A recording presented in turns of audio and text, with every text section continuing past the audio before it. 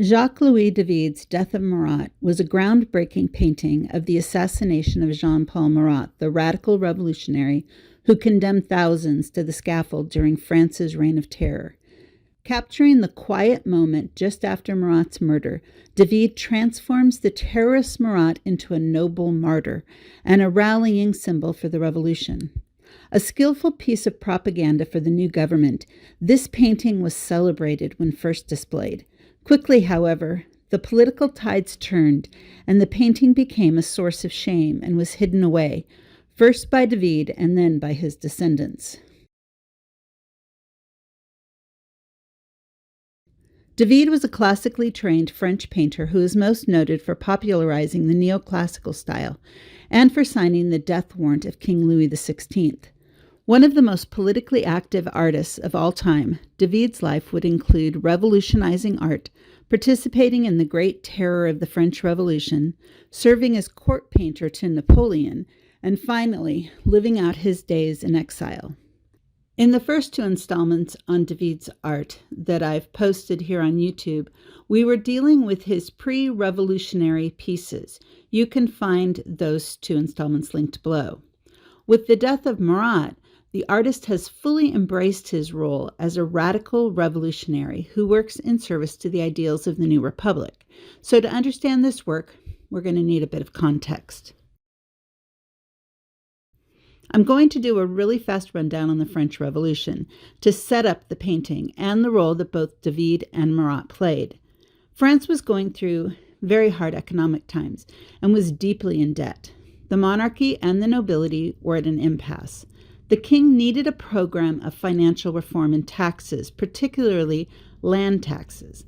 The nobility were part of parliament, and things get complicated, and we're going to gloss over a lot of this, but basically the nobility refused to agree to any reforms protecting their interests. After multiple failed maneuverings, in 1789, King Louis XVI decided to resurrect the Estates General, which had not happened since 1614. In France, society is divided into three estates. The first estate is the church, the second estate is the nobility, and the third estate are commoners. The Estates General is a convention of sorts where all three groups send representatives to hash out issues. When the estates gathered in 1789, discord and debate ensue, this time over how voting within the Estates General was going to work.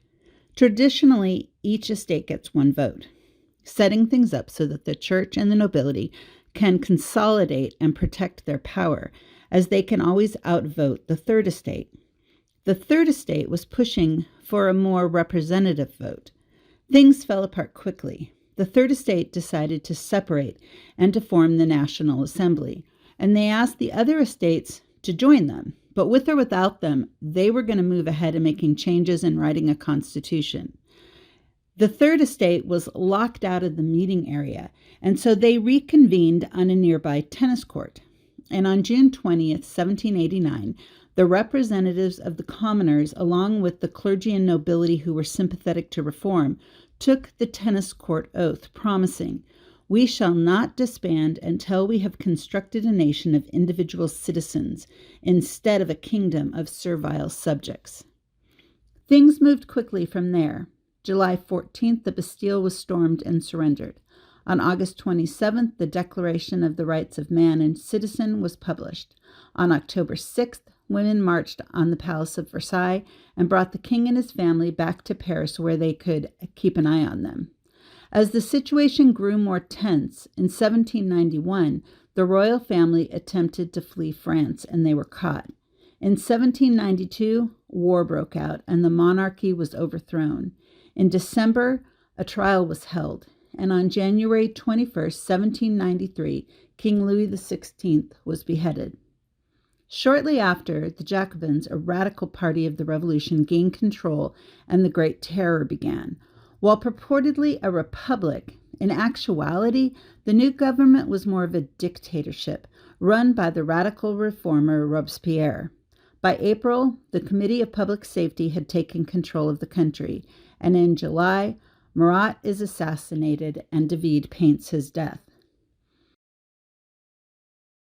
The Terror was a period from 1793 to 1794 when the new government sought to purge France of all the enemies of the revolution. Over time, 300,000 people would be arrested, 17,000 executed, and another 10,000 would die in prison without a trial. Besides those horrendous numbers, what made that year truly terrifying was that most of the people killed were ordinary citizens. One never knew when a disgruntled neighbor or vindictive family member might turn one's name into the tribunal. I had always understood that it was the wealthy, abusive nobility and royals who died, and they were certainly targeted. However, once they were headed down this path, it was inevitable that the list of enemies grew and the fairness of the trial shrank. An individual could be brought before the tribunal if they were heard criticizing the new government. The rights of man that had recently been touted as the new way forward were cast aside in an effort to secure power. Terror was the order of the day. And the terror was intentional. Robespierre, in a speech to the National Convention in 1794, said, "The attribute of popular government in a revolution is at one and the same time virtue and terror. Terror without virtue is fatal. Virtue without terror is impotent. The terror is nothing but justice, prompt, severe, inflexible. It is thus an emanation of virtue." Bertrand Barrère, another of the prominent members of the National Convention, stated, "Let us make terror the order of the day," and also, "The tree of liberty grows only when watered by the blood of tyrants." And as we shall see, David and Marat were willing accomplices to the reign of terror. David had become close friends with Marat and Robespierre, who became a very violent dictator. David was caught up in the revolutionary rhetoric and excitement. His earlier works, particularly The Oath of the Horatii and The Death of Socrates, were interpreted by many as criticisms of the current system and a call to take up the cause of liberty. Some feel this is reading back into the paintings meanings that were not present when he painted them, but one can hardly argue that when given the chance, he jumped on the idea of a revolution. David was not just at the National Convention, but he signed the death warrant for the king. He was a member of the Jacobins, and he served on the Committee of Public Safety, and he participated actively in the Great Terror. His signature appears on at least 300 execution orders. Additionally, he served as the Minister of Propaganda, organizing festivals, pamphlets, and art to further the cause. It is said David painted the truth that he wanted to believe, and he wanted to believe that he and his friends were involved in a noble cause. Here are David's words on his involvement. "I am making it my duty to answer the noble invitations of patriotism and of glory that will consecrate the history of the most felicitous and most astounding revolution, and I will never, for the future, paint the portrait of a tyrant until his head lies before me on the scaffold." Now, Jean-Paul Marat was a fiery orator and a newspaper editor.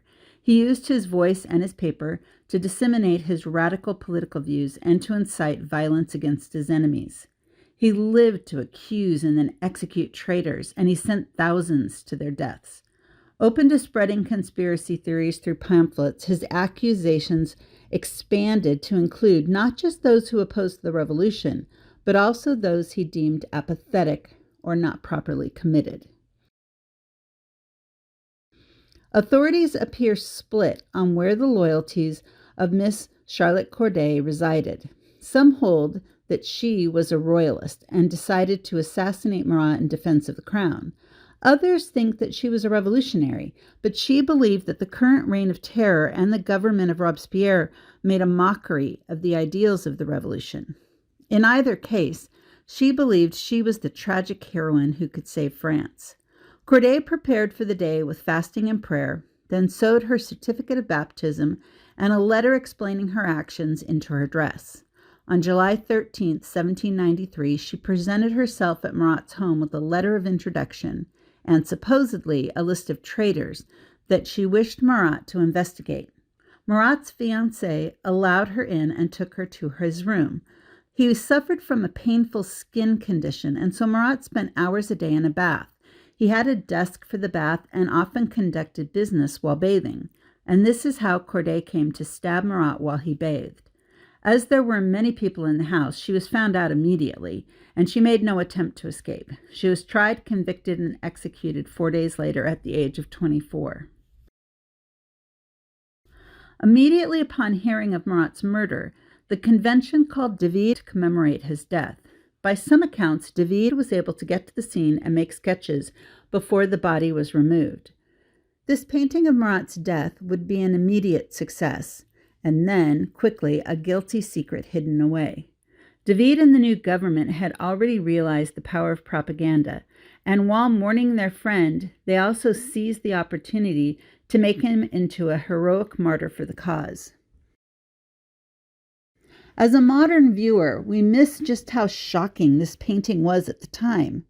During David's life, artists didn't cover contemporary historical events.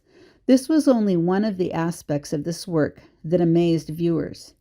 In an interesting twist, David did not paint the drama of the assassination, but the quiet aftermath. He didn't paint an accurate portrayal of Marat, but a likeness of him, recognizable but favoring idealism. One might even say Marat has a cult-like quality here. Marat has been transformed from a paranoid, violent revolutionary to a modern hero, martyred for a noble cause.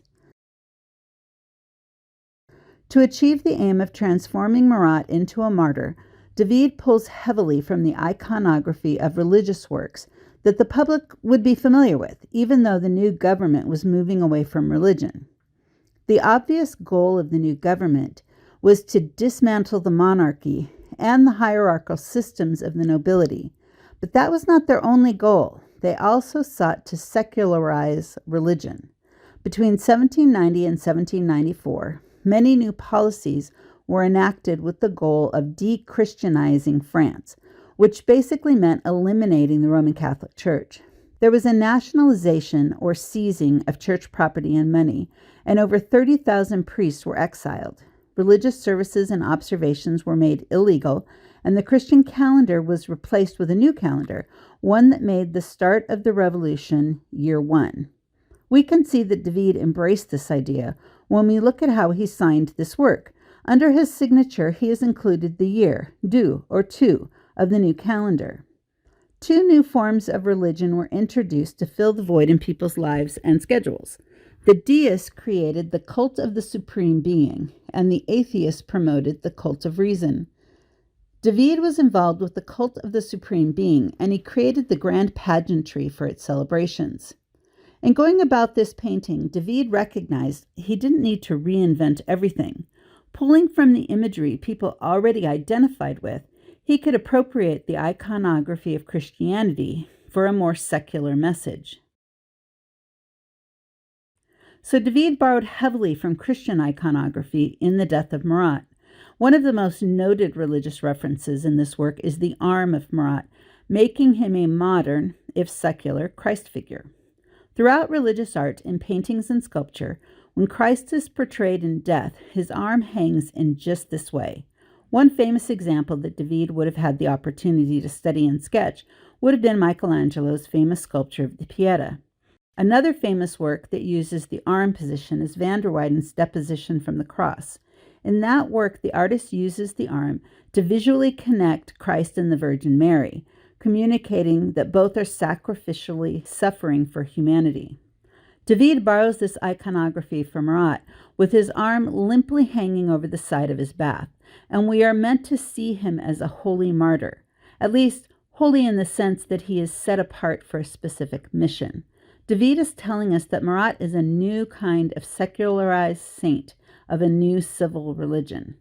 Continuing on with the religious references, we have the white bath sheets draped around Marat as a shroud, and his white turban that provide a halo. The wound on Marat's chest has been called a secularized stigmata, but it does resemble the wound on Christ's side from a soldier's spear that is often included in crucifixion works. In a religious work, the top of the painting would have been populated by angels. David has given us a background devoid of any details, but one that is strikingly effective. A beatific light shines down on Marat from the right, highlighting him and seeming to promise that he'll be lifted up to a glorious afterlife. The lighting creates an atmosphere of silence, the moment after the murder, but before it's discovered. And this quiet stillness has a church-like quality to it. David is offering the public some of the comfort of a religious understanding of death, a promise that this life is not all, but it avoids the obvious Christian messaging. It's a subtle distinction, one that perhaps works on the subconscious and causes the painting to elicit a strong response from those who saw it. There are many paintings of Marat's death, and they generally include a cast of characters, including the murderess, Corday. These paintings elicit a very different response in the viewer. By including Corday, the viewer is forced to examine her motivation and actions. Her storyline enters in, and the viewer must consider which figure is the hero in this story. Is this death more nuanced than a straightforward murder? Who was Marat? Did he deserve to die? When we include Corday, we introduce complexity, questions, motivations. David, by editing the composition so severely, by including only Marat and a few other details, he has controlled the story the work tells. It's far easier to convert a man like Marat from sinner to saint if we carefully edit the story, so that Marat is the victim, one who has been struck down while tirelessly, even in pain and in his bath, has been working for the people. David's compositions are noted for their balance and the careful placement of figures for optimal impact. I recently watched a lecture on this work given by an art historian and a forensic scientist, and I'll link to that lecture below. It's fascinating. But during the lecture, a slide was shown that divided the work up into fourths, with each fourth having a specific focus. I found this division interesting, and so we're going to explore the rest of the details in this painting in that way. Basically, I'm going to skip the upper right quadrant as it's empty, and we've already noted the play of light on the background.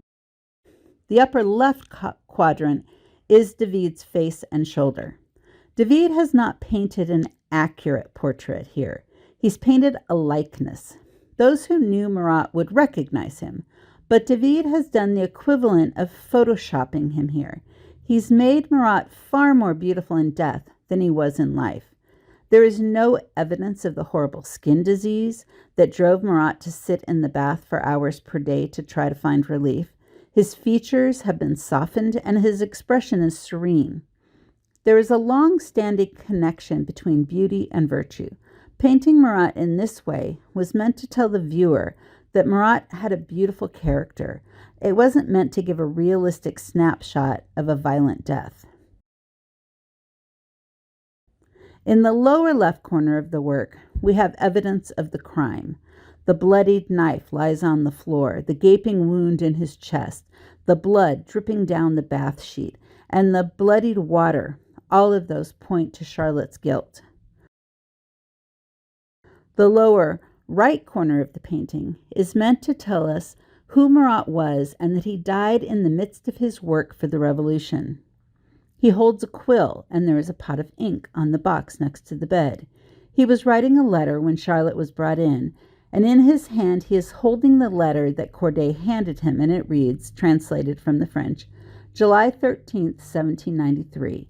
Marie-Anne Charlotte Corday to the citizen Marat. My great unhappiness gives me a right to your kindness. She was entering Marat's presence under false pretenses. The other letter that's sitting on the box next to the bed is the one that Marat was writing to a widow who was the mother of a soldier who had died, and Marat was sending her a donation. In these two letters, we have Charlotte's duplicity contrasted with Marat's nobility. We also have Charlotte's bad actions contrasted with the widow's sacrifice for the revolution. David has used this portion of the painting to tell us more about who Marat is, a man of his word, unlike Charlotte. And unlike the murderess, he is caring for grieving widows. Of course, a man who sends thousands to the gallows is hardly losing sleep over the widows and orphans he is leaving behind, but that's not the point. The box David has next to the bed tells us even more. As we've said, David signed the work with the year 2 on this box that he is using as a desk, and the box emphasizes that Marat was not pretentious or living in luxury, but he was sacrificing to tirelessly work for the nation. David's death of Marat was initially a triumph, and it achieved all that David had hoped. Marat was transformed from a mere man to a martyr and modern-day saint. His sainthood was short-lived, as most were not ready to forgive the death and destruction that he had wrought on Paris. When Robespierre and his party were overthrown and then tried for treason and executed, David barely escaped with his life. He then hid away the death of Marat and began to forge a new identity and new career. If you have missed the post that I did earlier in the series, you can find them linked down below, the Oath of Horatio and the Death of Socrates. And those were both painted before the revolution, but we can, looking at those, clearly see what's to come. So join me as we continue on with this journey. If you hit subscribe, I will be uploading some more videos on works by David. Thanks for watching. Make sure to like this video by giving us a thumbs up below, and make sure to subscribe so you don't miss great commentary on classic works of art. KellyBagdanov.com is your source for great content and curriculum, as well as devotional materials using the medium of art. Make sure you visit and subscribe. Pablo Picasso said, "Art washes from the soul the dust of everyday life." So take a moment to share this video, because art is too important not to share. See you later, alligator.